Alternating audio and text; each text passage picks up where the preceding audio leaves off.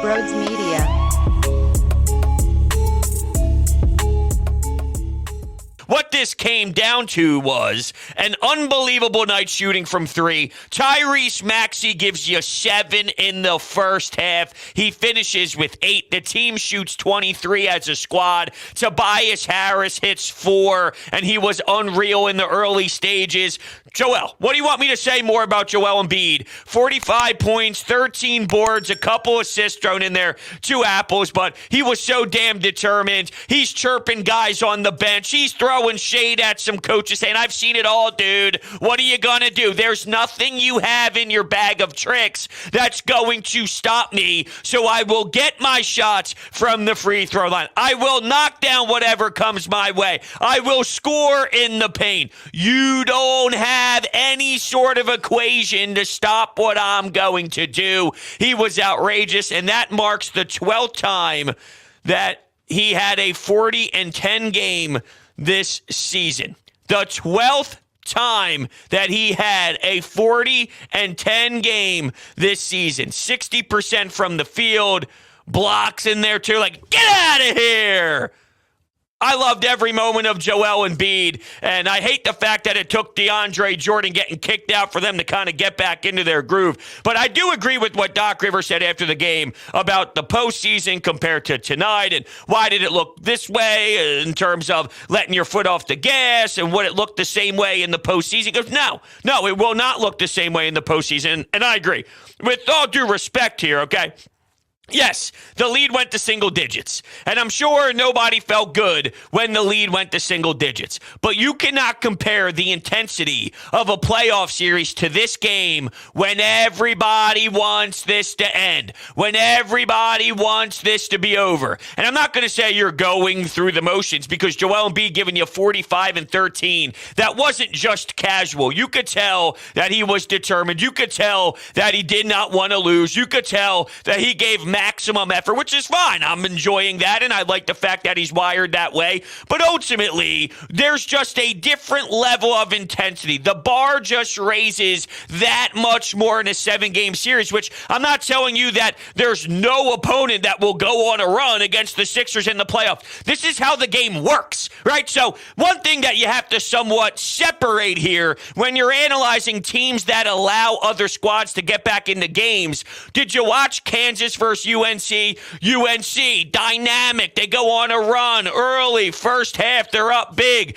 Kansas, they make their push. Then actually UNC, when you thought they had no life left and you thought that Kansas sucked the living life out of them, here comes UNC just peeking their head there, letting them know we're still involved. Now, ultimately, they did not have enough, but this is how the game goes. The Sixers were not going to keep up an 82-point pace. They were not going to score 164 points. You were not going to have 43s in a basketball game. Like, that stuff just doesn't happen. It'll even out and come back to the norm, and it'll have itself some run. So if you're up 20 plus, the other team's probably going to dig into it and make it a 12-point lead, and then you got to push back to get it back to 17, and they're going to fight back. That's the game of hoop, so that's just inevitable. It's about limiting it from getting anywhere to a point that you end up losing it and, finding yourself in some trouble. But just because you have a big lead and you don't keep up the 20-point lead for all 48 minutes, or whenever you get it, let's say there's 28 minutes left, just because you don't hold it that long,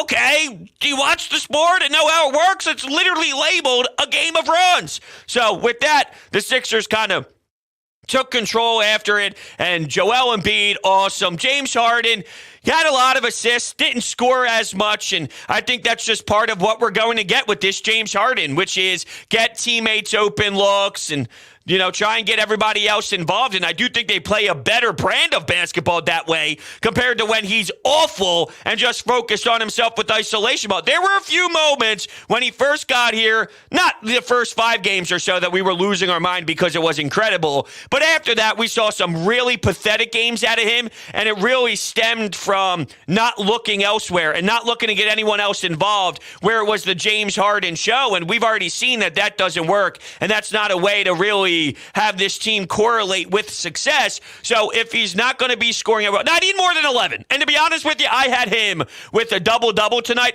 for one of my prop bets. And he had 9 and 14, 9 and 13, 9 and 12, right? I'm looking at the box score nonstop. Let's go. Let's get another bucket. And he's playing a two-man game with Joel Embiid. And then he hits him with a little pick and pop. Joel gets the wide open look from the free throw line. I'm like, yo, come on, drive. He gets a step back three. He misses. I'm like, come on. I'm freaking out. I also had Joel Embiid's over 12 and a half boards. He finished with 13. So it was a nice double cash. And as soon as I saw the lane for that late bucket with about a couple minutes left in the fourth, and he was stuck at 9 points for quite some time, always deferring and looking around the perimeter for somebody else. And when Joel's hot, like when these guys are hot and having big nights, I want my players to try and feed them. Joel, do your thing. Maxey, do your thing. Take your shots. Get your looks because it's your night. So I have no problem with that in theory. But when I got financial things to worry about here and I got my bank account on the line, how about we get a nice open lane to the rack? And you did finally get that out of James Harden, and that was obviously huge for sure. But you look at that first half, Maxey had 7 threes. He shot 7 of 9. You look at that 7 threes, crazy. 21 points. Tobias 4 threes. Niang a couple. Shake a couple. And that's really what there is for it with me. I mean, honestly, Harden 4 of 10, 2 of 7 from 3 at 11 points and 14 assists. On this night, it worked. On other nights, will it work? I don't know. I don't have the answer for you. I don't know what we're going to get scoring-wise. I feel I know what we're getting assist-wise out of James Harden. And if you look at his box scores and you look at what he's been providing for you as of late. Oh, I typed in James Harden scores. Let's go with James Harden stats. Here's your assist numbers. 14, 10, 13, 7, 9, 9. When he plays that good brand of basketball, you're flirting with the double digits consistently.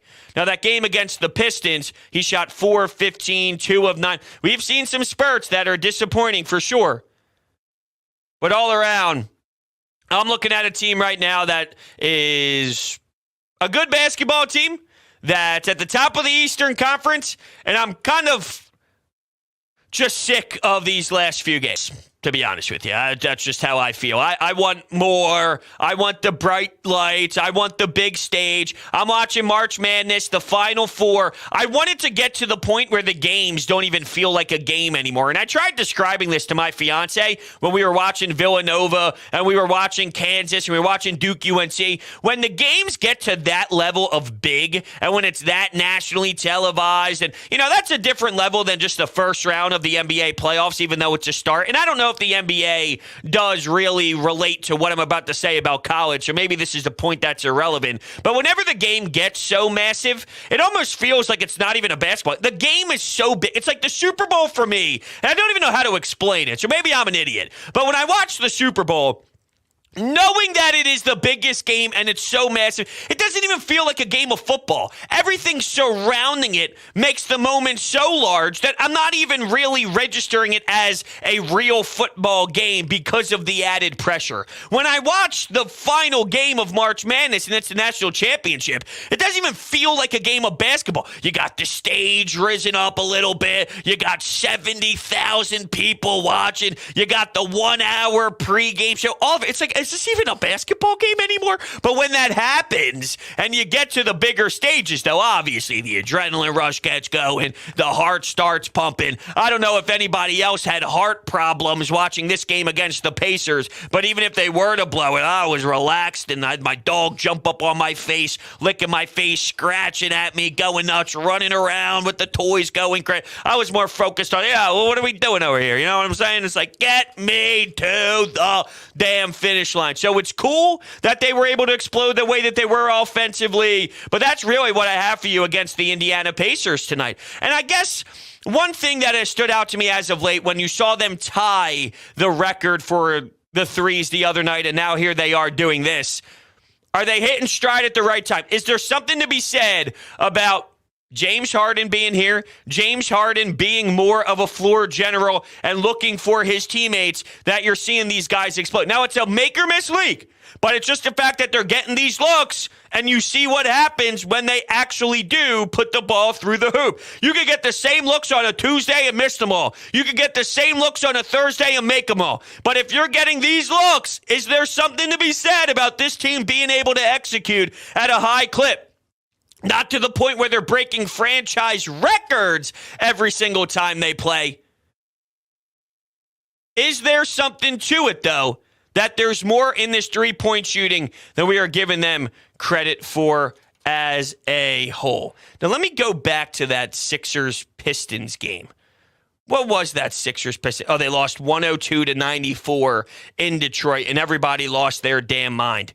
Matisse Thybulle played 32 minutes. He had 4 points. And by the way, how ironic is it that the one night where everyone can score, Matisse Thybulle is the guy that can't even make a layup on a fast break with nobody even close to him. It just reeks of disappointment in his offensive production. While Maxey is so damn absurd, how is this happening?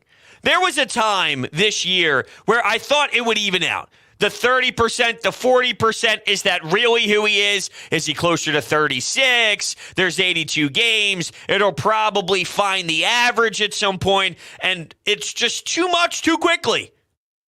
Maybe not. Maybe not.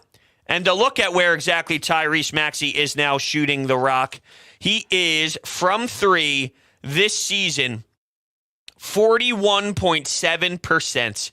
That is absolutely outstanding. Close to 42%, when last year he was at 30, and he's taking more than double the amount of threes. He's at 4 threes per game. I love the fact that he's letting them fly. I love the fact that Tobias Harris is doing the same thing. He had a clunker the other night. He had a stinker, and he was absolutely miserable. He ends up draining how many good looks in the beginning frame here to get this Sixers team on a roll for them to even be in a position to drop 82 points. It helps, too, when Joel Embiid is jacking up nonsense as the buzzer ends, and it hits off the backboard and goes in and rattles around. Just beautiful. Just a masterpiece out of Joel, and it just seems like, I don't know if the MVP sort of odds is somewhat raising the fire inside of him, but he seems to be even a little bit more motivated over the last couple of games, and I'm sure he cares deep down about it, and we know he referenced it a million times before about trying to win that MVP, and it is something that is on his mind, whether he tells Doc it's not or whatever the case may be. He's a determined man, and he feels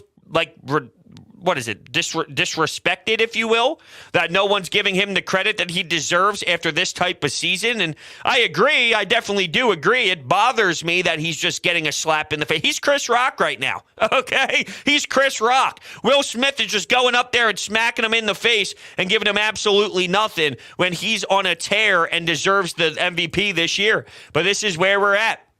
And if this ends up being the difference in him having more dog in him and more fight in him, maybe it's a blessing in disguise. So Embiid with a playful little joke on Maxey's 8 for 11 tonight from 3. It was good, but I told him to go for the record, and he didn't do it. So that wasn't good enough. How about that? I love that. And by the way, Charles Bassey had 16 points, 10 rebounds, and 6 assists in a G League game. And Jaden Springer had 22 points on 8 of 11 shooting with 5 boards, for whatever that's worth. Embiid's leading the NBA in scoring, by the way. Just to let you know that a center is leading the league in scoring, and he's at the tippy top. I just don't want anyone to lose sight of that.